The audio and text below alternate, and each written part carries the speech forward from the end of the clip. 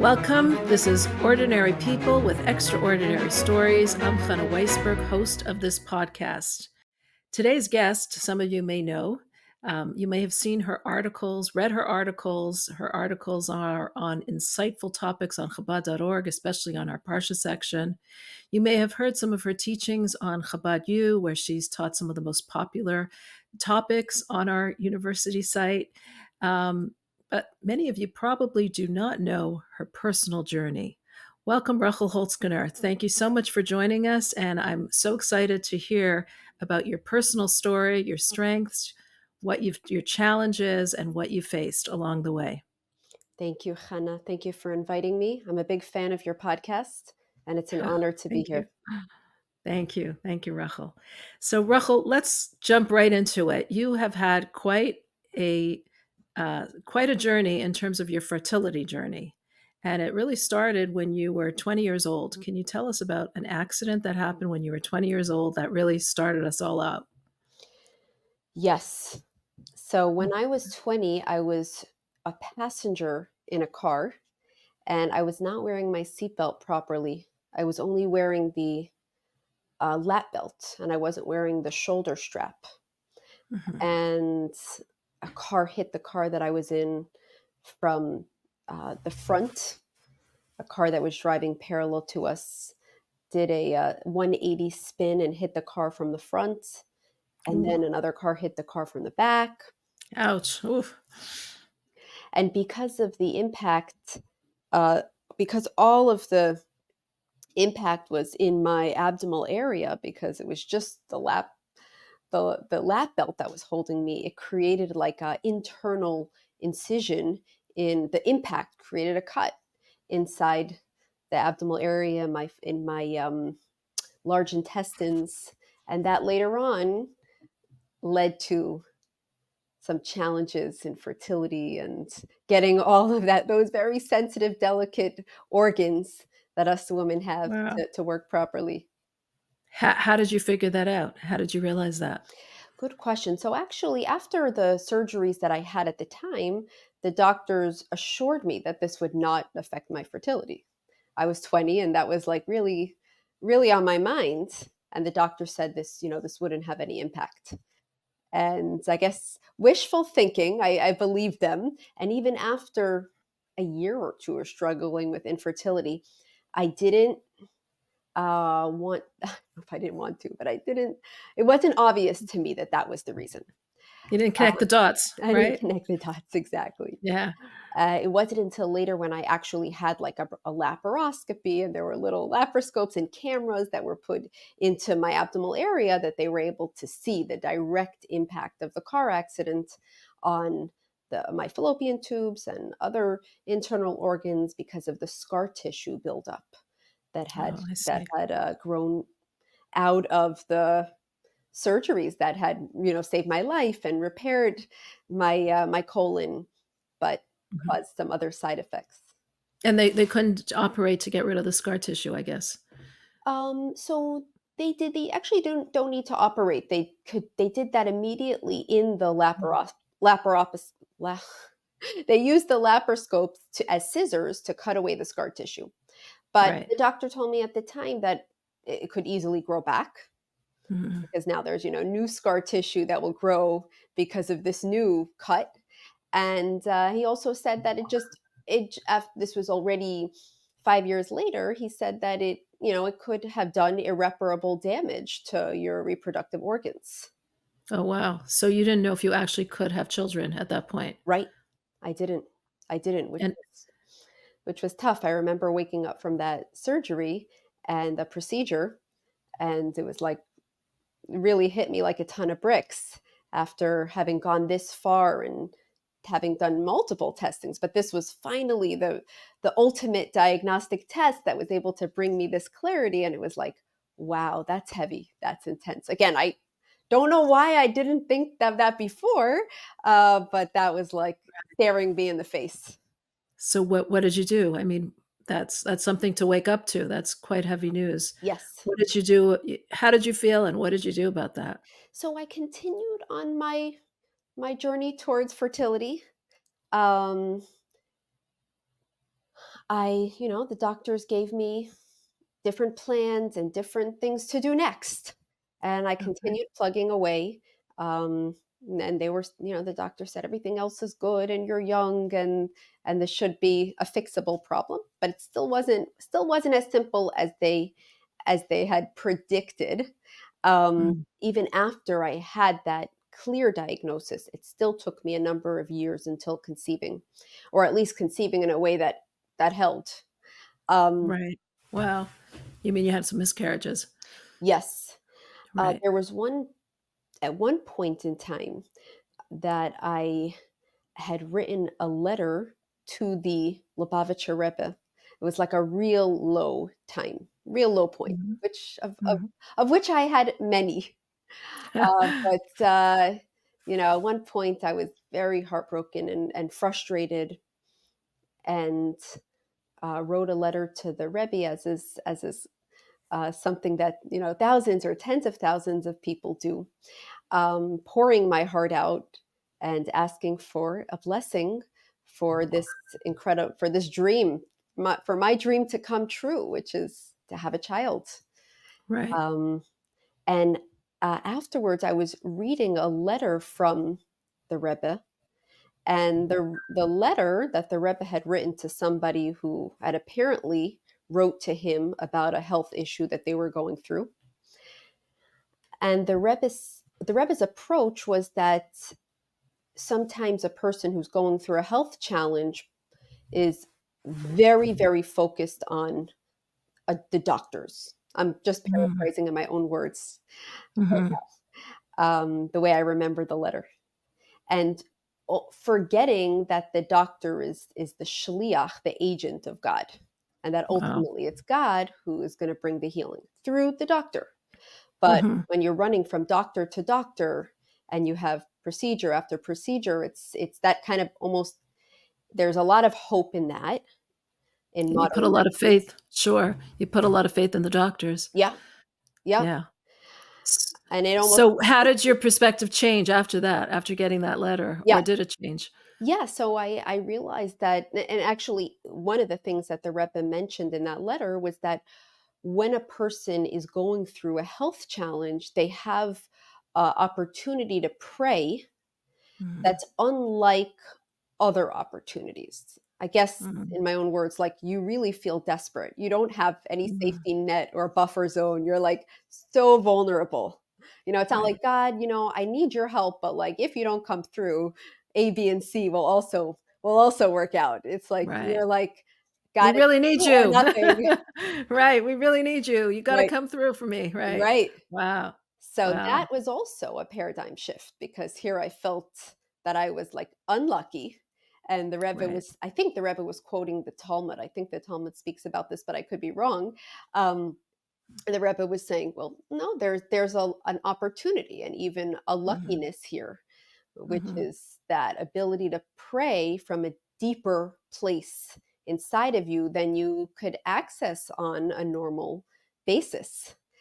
Wow. I So, guess we can all, like, anytime we're in a difficult situation, whether it's health-wise or any other, challenge that we're or struggle that we're going through, we can really apply that if it's really such a hard thing that we're going through and we need God's help, we are kind of lucky, I guess, in some sense that we can be closer to him.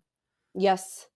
Um, and I think the Rebbe responded to one or maybe several people saying that, your problem is a challenge or an Mm, opportunity. I mhm. think that was very much the Rebbe's perspective. So this was one of the ways that I was able to see this Wow. problem that I had as an opportunity to access something that I wouldn't have been able to access otherwise. Not that I So would you've have chosen it, but right, of course. being that Hashem Did you chose it for me, there were a lot of growth did moments. you feel very close to God during that time? There were times that I did, and there were times that I felt very abandoned by God. Mhm. I remember at 100%. one point getting um, news or getting lab results that were indicating that a pregnancy that was I thought was going to hold, didn't, and the numbers were going down, and it Mhm. was not going to last. Very early on, it was what they would call like a chemical pregnancy. But when you're going through infertility, like even day one or day two is just so exciting. Maybe this is it. Sure, for sure. How long did you And face this in I just want to finish the story. So, and Sure, that so was go ahead. Friday, and Mm, Friday afternoon, and shortly afterwards, I was lighting Shabbat candles, Shabbos candles, and I remember, lighting the candles and feeling that I can't say the blessing. I can't say the mhm, blessing because I feel like Hashem is not there for me, is not coming through for me. So here I am face to face with God saying the blessing, but like I'm, looking God in the face, and that was so painful at of that course. moment to be in this intimate spiritual experience when I felt like Hashem didn't answer my prayers. He said no to me again. And I remember that moment very vividly. So there were times that I felt that Hashem is right there by my side. And there were times that I had that huge question mark. Hashem, I don't understand. Why would you do this? But I'm sorry, I interrupted you. Wow. You were saying something before, N Hannah. No, no. How long was this? Like, how long was that was it till you actually experienced a child? 5 years. 5 years. Wow. Years. Is there any advice or tips that you could tell our community that they should know in dealing with people who are going through, or they might not even know someone who is going through infertility, someone that we might some things that we might not realize and be doing incorrectly or insensitively?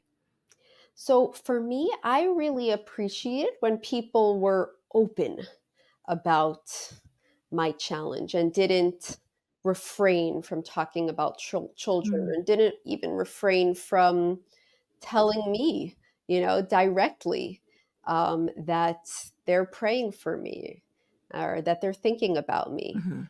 To me, that was very meaningful, It's and I know interesting. how challenging it is to be straight up like that with Right. somebody who's going through a hard time. It's hard for me to do that to other people, Sure. but I definitely appreciated that.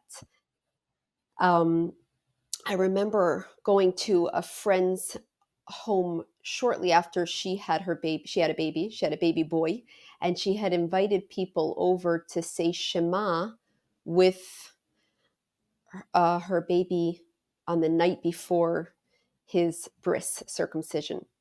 The people that came over had children because the custom is for children to say the Shema with the baby.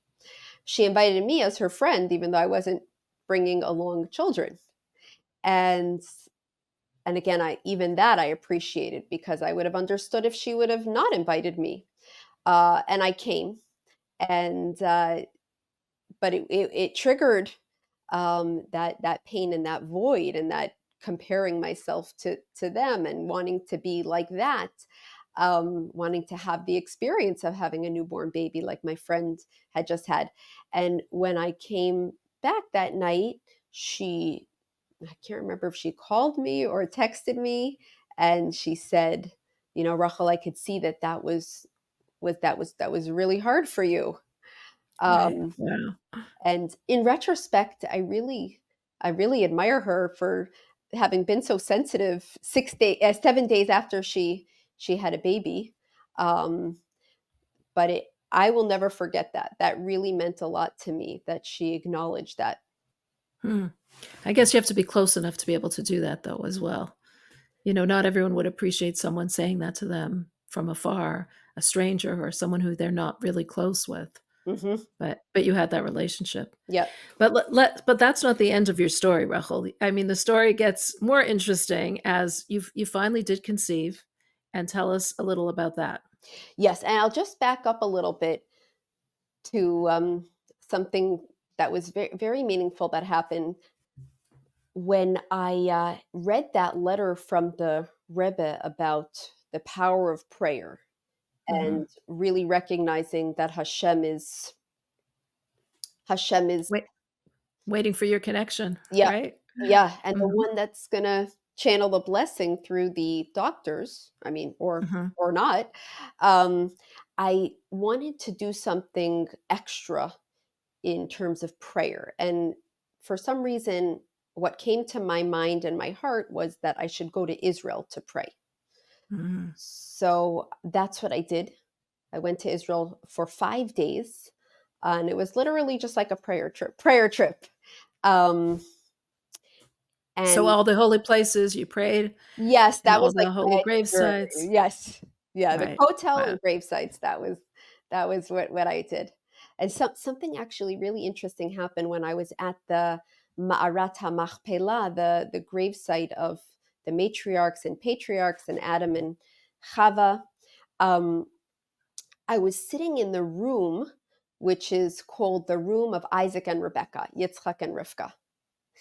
And while I was sitting there, I saw a chitas, which is a book that contains the Chumash, Tehillim, Psalms, the book of the Tanya, the Siddur, and I was reminded that I wanted to say the daily portion of Chumash for that day.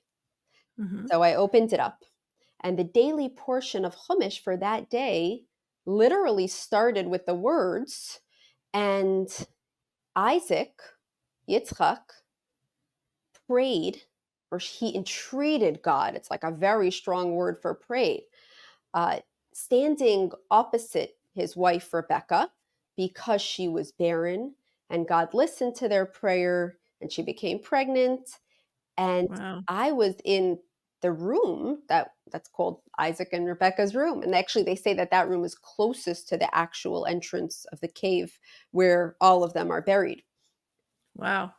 So that must have strengthened you. That Yes. must have given you a lot of strength. Yes, so that was Yes. definitely a moment of closeness, Mhm. of Hashem saying, like, I see where you're at. I see you, I hear you.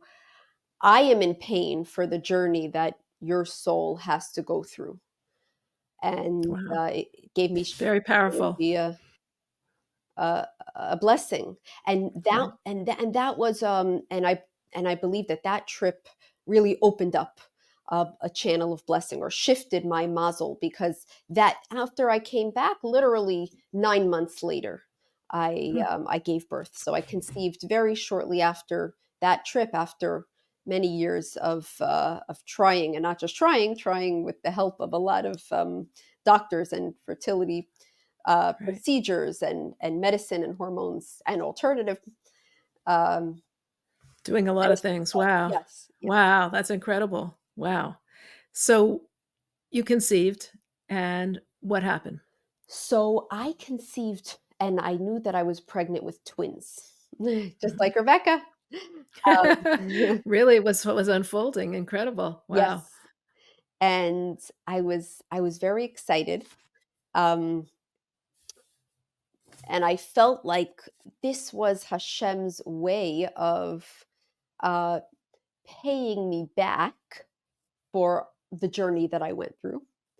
And Mhm. I also felt that at this point I was 28, and I felt that, my biological clock is ticking, and I want to have a large family, many children. I always wanted to have a large family. And I had, so to speak, lost time. But in my mind, I felt like this is Hashem giving me a head start so that I could have that large family that I always dreamed of having. Wow. A double blessing. A double blessing, definitely, Right. definitely. Right. Until today, And when I see someone that has twins, I'm like, "You are so lucky," even though I know it's very, very hard. absolutely, for sure. Wow. Did you have any anxious feelings during that pregnancy, or everything was calm? Um, so I everything was calm, although, a twin pregnancy is challenging. Extra, sure. Yeah. Um, but I did have a scare when I went in for an ultrasound Mhm. later on in the pregnancy. And during that ultrasound, they said, there are some markers in one of the twins that are concerning to us. Mhm. And they said, you can do this. Was actually right before, I think, a blood test that could determine a genetic disorder. That time it was like an amniocentesis, where they take a Mhm. little bit of the amniotic fluid, which is dangerous, which is a little bit more high risk when you're pregnant with twins. So they said, Mhm. we're seeing some markers, you know, the chances that it is indicative of your child having a genetic disorder are, what they tell you, like 1 in 3,000 or something like that. And if you want, you can take the amniocentesis to see. I didn't want to do that because Mhm. I didn't want to put the babies at risk, but I was Mhm. nervous. I was Mhm. nervous. I kept trying to tell myself that it's going to be good and Hashem knows what he's doing. And that was a struggle that I had, like the last 6 weeks of my pregnancy, those uneasy feelings of Mhm. whether there would be something wrong with one of the twins. One of the twins. And that is Okay. exactly what happened That's when what happened. and Oh that's boy. what Yeah. happened. Yes. Wow. So Okay. when the twins So were what born, Mhm. um, the second, I had one twin naturally, and the second twin, the doctors were having some trouble with the natural delivery because my second baby's heart rate kept falling in the birth canal. So Mhm. they did a cesarean for my Mhm. second baby. And when the Mhm. baby was born, they were able to tell me, a few hours later, the geneticist was able to told my husband that yes, your daughter does have markers for the genetic disorder of trisomy 18. They said we'll send away her DNA, but it seems like this is what your baby was born with. So trisomy And 18 is like yeah, what is trisomy 18? Tell us yeah. about it. So it is an unequal distribution of the eight, yeah, 18th chromosome, called trisomy 18. Down syndrome is an unequal division of the 21st chromosome. So it's like they have, they say 3 chromosomes, but it's really like 2 and a little bit. Um, so so when you don't have just the straight up 2 chromosomes in the 18th chromosome, it affects the baby, the child, more severely than Down syndrome, than an unequal distribution of the 21st chromosome. That's what the doctor had explained to us, that it causes a brain defect, heart defect, lung defects. And the doctor said that the baby can't live with trisomy 18. A baby can't live with trisomy 18, that a baby will only survive for, the maximum is a year. There are some rare cases, especially if it's like a mosaic case, but sometimes a baby can live longer. But generally speaking, actually, most of the times, probably the baby is miscarried. A baby that has Mhm. trisomy 18 is miscarried. But if not, um, the baby will only survive for a few weeks or a few months. So that was the news that we got the day that we had our twins, Wow. which I was slightly prepared for. But of course, until you get the It doesn't hit you until you get the results. So I'm just picturing, I mean, you waited so many years to have this child. You were having 2 children, unexpected. I mean, you knew about that, but it's different than the usual. And one of those children is given this diagnosis. What were your feelings that moment when with all your hormones as it is after delivery going crazy? What were you feeling then? I was in an unbelievable amount of pain. I felt like a truck ran me over. Um, Right. Very disappointed. I remember feeling like I didn't fully realize how lucky I was. And at a certain point, I kind of said, like, yeah, I'm having twins. And now, even though my second daughter was still alive, but knowing that she has this genetic disorder, I was like, wow, I didn't Mm, realize how lucky I was that I thought I was going to have two healthy we never fully realized just how lucky we are, even though we tell ourselves, but only when something is taken away do we, wow, I was so darn lucky. Wow. Um, so Yet on the other hand, you also had this lie like, I mean, you're a healthy baby who you waited for so many years. So I could just imagine, like, emotions pulling you apart. Like, from one side, there's this devastation, from the other side, there's this tremendous happiness. You finally have a child, a healthy child. Like, how were you dealing with those different emotions? yeah. So I also intellectually knew that, just like my journey towards fertility was a journey that Hashem put me through, and it was a Mhm. very specific path that Hashem was leading me down and holding my hand through it. That this was also part of the journey, custom made journey that Hashem was leading me through. Wow. There's a famous story about the Baal Shem Tov, the first Hasidic master who brought Hasidism to the world, that I had heard when I was younger, or my mother had read it to me in a storybook. And in a nutshell, the story is about a couple that didn't have children. The Baal Shem Tov finally, after much pleading, blessed them with a child. And then that child passed away at the age of 3. And when they questioned the Baal Shem Tov about this, very sad plot twist, he said that there was a soul that was like close to the ultimate perfection, and it needed to come down into this world to be reincarnated for a short amount of time to have the complete rectification and perfection so that it could soar to the highest levels of heaven. Hmm. And and I thought about that story. I don't know if I, thought about it Did you since. take Did you take comfort in that? Because, I mean, weren't you also feeling at the same time, I mean, I would imagine someone would feel like, "God, you put me on such a journey, and then now another journey? Like, how much can a person take?" Right? I remember other people I remember my sister saying that to me, like, Mhm. "What? After," and that was After all that. yes, and that was very validating when she said that. I felt Mhm. like that her heart went out to me. Mhm. But I don't remember necessarily feeling that at the time, although maybe I Mhm. did.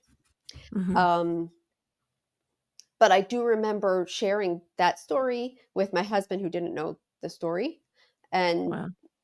saying, Definitely comforts, sure, that saying that this is what your child that is not well is. He's a very holy soul. yes. And that Wow. there's and that yeah, that's the meaning. A shorter life is a shorter mission, and a shorter mission means that this soul was did a really, really good job in its previous lifetime. So we have Mm, we're hosting a soul on right. a very important mission.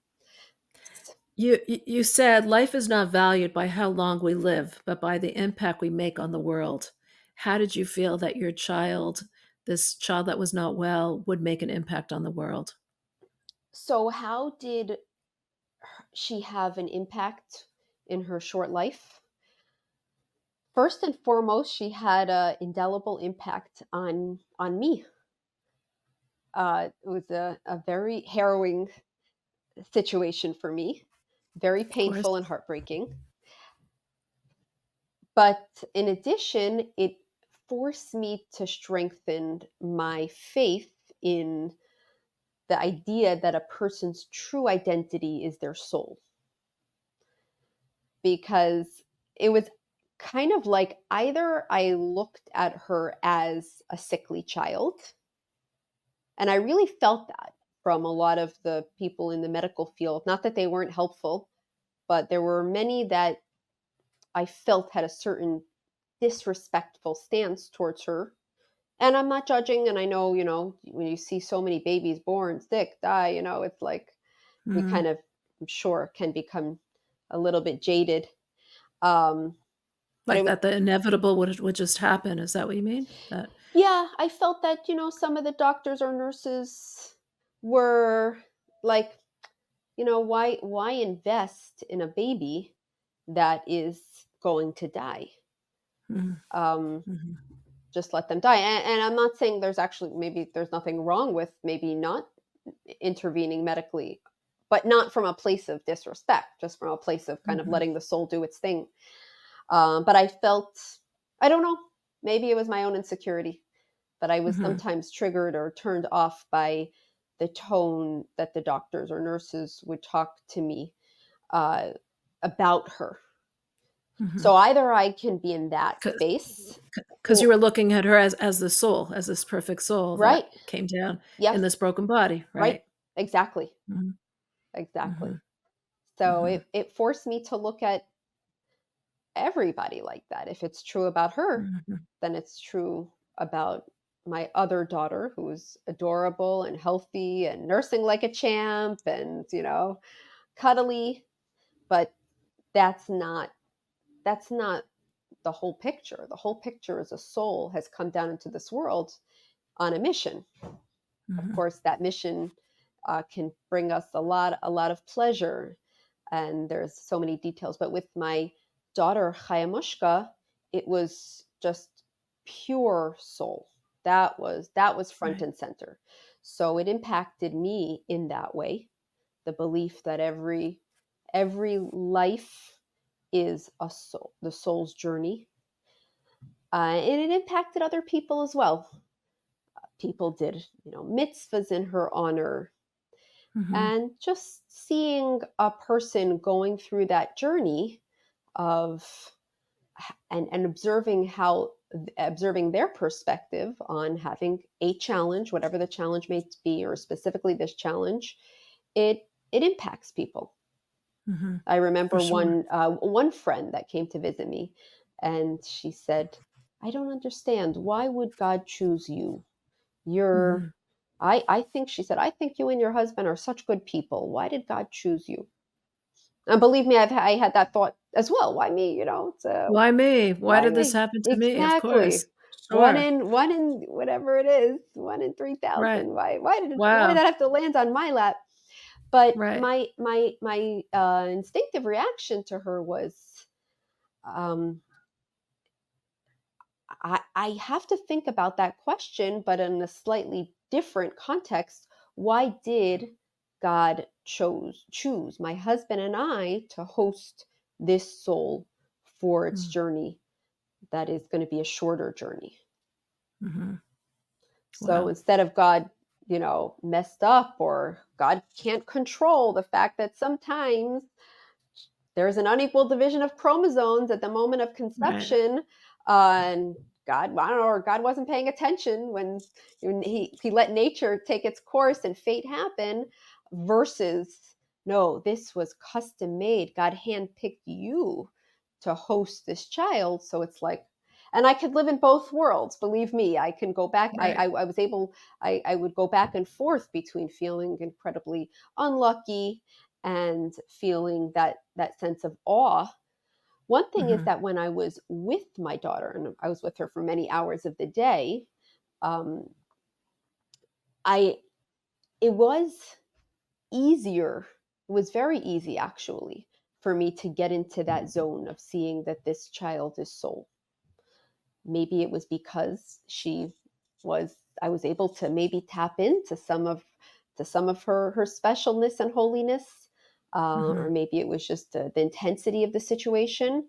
But when I Mhm. was with her, I did feel like I am in the presence of greatness. And I would even Mhm. ask her, um, "Can you intervene, put in a good Really? word for me, Wow. and help me with this blessing of children, because I want more children and I don't want it to be this difficult." Wow. Wow. I'm just wondering, like, I'm just imagining the juxtaposition of, having watching the stages of your healthy child and watching your not healthy child at the same age because they were both twins and not developing the way that the child that was thriving was developing. So you probably had to keep on telling yourself, this is you're facing holiness, you're facing a soul, and this is her journey versus the journey of your healthy child. Yes, it was really like a very different. In my mind, it wasn't even anything comparable. It was just two Mhm, completely different universes. But I do often think of that scenario as like really typical in life, where we have a lot of times things that are going well for us that are so good, and then things that we're really upset about. And of mhm, course, the negativity bias is leads us to be take the good for granted and focus right, on the bad. But it's like, no, actually, you have both wheels spinning simultaneously. There's still a lot of really good things, and if God forbid those were taken away from you, you would mm, miss them. You would regret them. You would. I'm sorry. You would regret not having appreciated them fully. sure, for So, sure. yeah. That's a good point, that's a great point, because we usually take it for granted, take it so for granted, the good in our lives, and, that's a good reminder of what we need to remember. How about you? Did it affect your relationship with your husband at all? Like, how was where was he in this? So it was we strengthened each other. It was a mission. We really truly felt Mhm. that we had a mission together. Um, and it was a very intense few months. We didn't. How long did Chaimushka leave? Kaimushka lived for 3.5 months. Mhm. Wow. But we were after I shared that story with him about the family, that the times of the Baal Shem Tov that Al Shem Tov. hosted the child for 3 years, we really felt that we had a mutual mission. Mhm. Um, I remember one time he told me, "Remember yesterday I was giving you a lot of chizuk. I was giving you strength and giving you positive messages about our situation. Can you remind me what I said to you and say that back to me, because now I'm feeling really low about Right. the situation." And that's just how the human being goes, right? Sometimes we're so strong, and sometimes we need to hear our own words back said back to us because we feel so low, and we need that. Wow. Yes, different things Interesting. happen that send us crashing.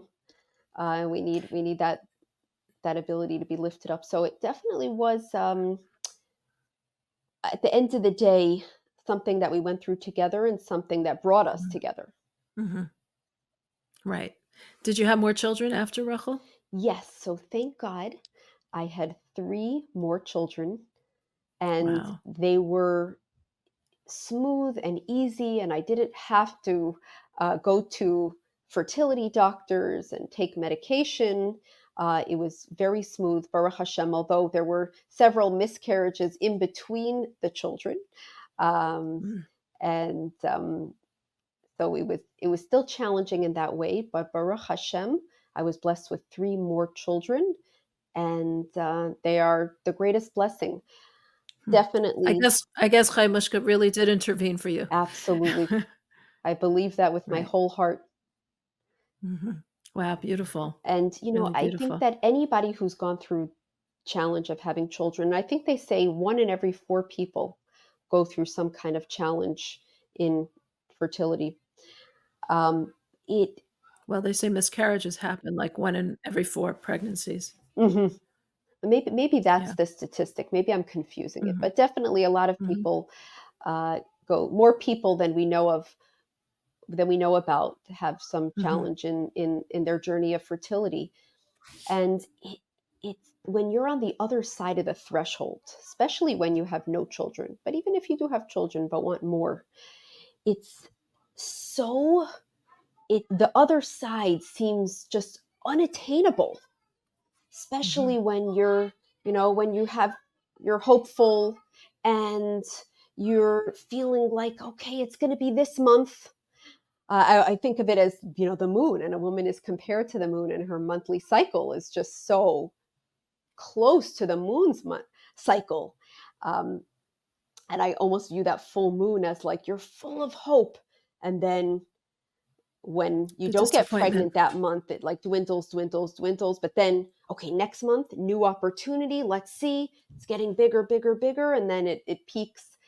Uh, and the other side of that threshold is just seems like it would be the ultimate dream come true. Winning the Mhm. lottery and all of that is an understatement. You really feel that children is is the greatest blessing.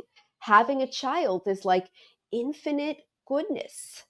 Mhm. Um, and I know having children has its own set of challenges, and having many children has its own set of challenges. Um, for me, from my vantage point, it was always like, this is the greatest blessing in life, and I want more. And Mm. an incredible, an incredible value for this children and my role as a mother. Mm. Beautiful. Wow. Rochel, thank you so much for joining us today. I hear your children, your infinite blessings in the background there who are probably wanting your attention, but thank you so much for your incredible message. And I just want to wish you tremendous nachas from all your children, from your infinite blessings, and to always see them as such beautiful infinite blessings. Amen. Thank you so much, Hannah. Thank you for hosting. Continue your incredible work on Chabad.org. And Thank you. thank you for the honor of being a part of it. Thank you. Thank you so much.